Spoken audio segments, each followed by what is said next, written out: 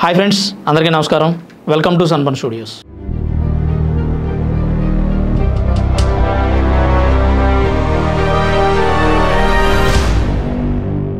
కర్ణాటక ప్రభుత్వం నేషనల్ ఎమర్జెన్సీని మరోసారి గుర్తు చేసుకుందేమో తెలియదు, కానీ ఆ ఎమర్జెన్సీ టైంలో ఉన్నటువంటి రూల్స్ మరొకసారి పెట్టే ప్రయత్నం చేశారు.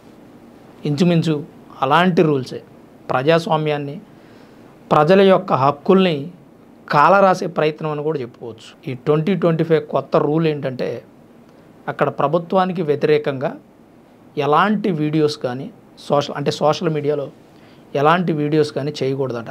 ఎలాంటి మీమ్స్ కూడా రిలీజ్ చేయకూడదు. ఒకవేళ అలా చేస్తే 5,000 వరకు జరిమానా, 3 నుంచి 7 సంవత్సరాలు జైలు శిక్ష కూడా విధించే అవకాశం ఉందంట. నేషనల్ ఎమర్జెన్సీ టైంలో అంటే ఆ రోజుల్లో ఆ పరిస్థితులు అలా ఉన్నాయి కాబట్టి పత్రికా విలేకరులని, మీడియా వాళ్ళని, సామాన్య ప్రజల్ని, అపోజిషన్ వాళ్ళకి వ్యతిరేకంగా మాట్లాడే వాళ్ళని జైల్లో పెట్టారు. నేషనల్ ఎమర్జెన్సీ గురించి మన ఛానల్లో ఒక లాంగ్ వీడియో చేసి రిలీజ్ చేసాం. మీరు ఇప్పటి వరకు ఆ వీడియో చూడకపోయినట్లయితే కింద డిస్క్రిప్షన్లో ఆ వీడియో ఉంటుంది, అది ఒక్కసారి చూడండి. నేషనల్ ఎమర్జెన్సీ టైంలో ఏం జరిగింది అనేది ఆ వీడియో చూస్తే మీకు కొంచెం క్లియర్ కట్గా అర్థమవుతుంది. అయితే ఇప్పుడు ఇంచుమించు కర్ణాటకలో కూడా ఎమర్జెన్సీకి ఏమాత్రం తీసిపోనటువంటి రూల్స్ వచ్చాయని చెప్పుకోవచ్చు. ఎందుకంటే ప్రభుత్వాన్ని విమర్శించే హక్కు కూడా ప్రజలకు లేదు, జర్నలిస్టులకు లేదు, మీడియాకు లేదు అనే విధంగా 2025లో కొత్త రూల్ తెచ్చారు. ఆ బిల్ కనుక పాస్ అయితే ఖచ్చితంగా ఇప్పుడు నేను చెప్పిన పనులన్నీ అమల్లోకి వస్తాయి.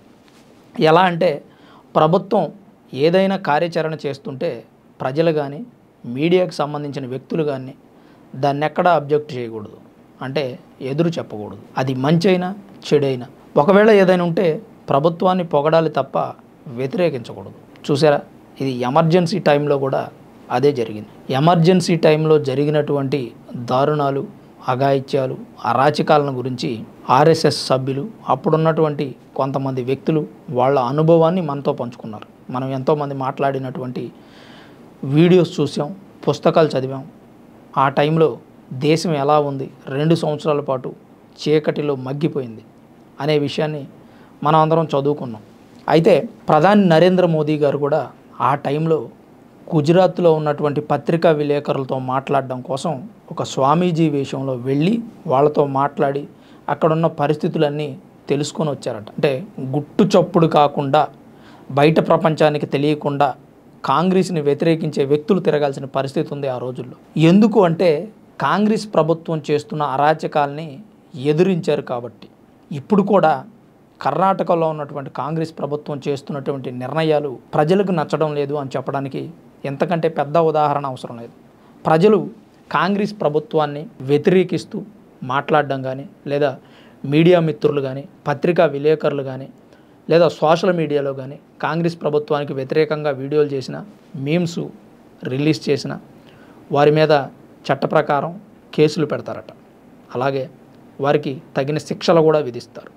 ఇందులో కోర్టులు కానీ, అలాగే జడ్జిలు కానీ ప్రముఖ పాత్ర పోషించరు. రాష్ట్రానికి సంబంధించిన కొంతమంది ప్రభుత్వ అధికారులు ఎవరైతే ఉన్నారో వాళ్ళకి పూర్తి హక్కులు ఉంటాయట.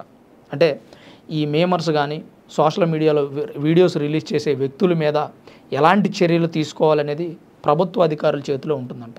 దీన్ని నియంత పాలన అనక ఏమంటారు కర్ణాటక ప్రజలు. అలాగే కర్ణాటక ప్రభుత్వం ఇంకొక కొత్త 2 రూల్స్ కూడా తీసుకొచ్చింది. అదేంటంటే, ఐటీ సెక్టార్లో పనిచేస్తున్న వ్యక్తులు మినిమం 12 గంటలు పనిచేస్తే కానీ ప్రొడక్టివిటీ పెరగదట. ఇప్పటి వరకు 8 గంటలు పనిచేస్తున్న వ్యక్తులు 12 గంటలు పనిచేయాలట. 12 గంటలు పనిచేస్తే ప్రొడక్టివిటీ పెరుగుతుంది, మీ స్టేట్కి ఆదాయం పెరుగుతుంది, తద్వారా మీ గవర్నమెంట్కి ఆదాయం వస్తుంది. ఓకే, మరి 12 గంటలు పనిచేసిన వ్యక్తుల ఆరోగ్యం ఏం కావాలి, వాళ్ళ ఫ్యామిలీని ఏం చేయాలి? పోనీ వాళ్ళు 12 గంటలు పనిచేస్తే మీరు డబల్ శాలరీస్ ఇస్తారు, ఆ ఇచ్చిన శాలరీతో వాళ్ళ పాడైన ఆరోగ్యాన్ని బాగు చేసుకోమని చెప్పడం మీ ఉద్దేశమా? దాంతోపాటు ఇంకొక రూల్ ఏంటంటే, ఈ ఓలా, ఊబర్, ర్యాపిడో ఏవైతే ఉన్నాయో వాటి సర్వీస్ని బంద్ చేసింది కర్ణాటక ప్రభుత్వం. మరి 12 గంటలు పనిచేసిన వ్యక్తులు అర్ధరాత్రి ఇళ్లకు వెళ్ళాలంటే దేనిలో వెళ్ళాలి? ఓన్ వెహికల్ లేని వాళ్ళ పరిస్థితి ఏంటి? ఓలా, ఊబర్, ర్యాపిడో లాంటి వాటి మీద ఇప్పటివరకు ప్రయాణం చేస్తున్నారు. వాటిని మీరు బంద్ చేస్తే వాళ్ళు ఎలా ప్రయాణిస్తారు? ఇలాంటి ప్రజా వ్యతిరేకమైనటువంటి రూల్స్ చాలా తీసుకొచ్చింది కర్ణాటక ప్రభుత్వం.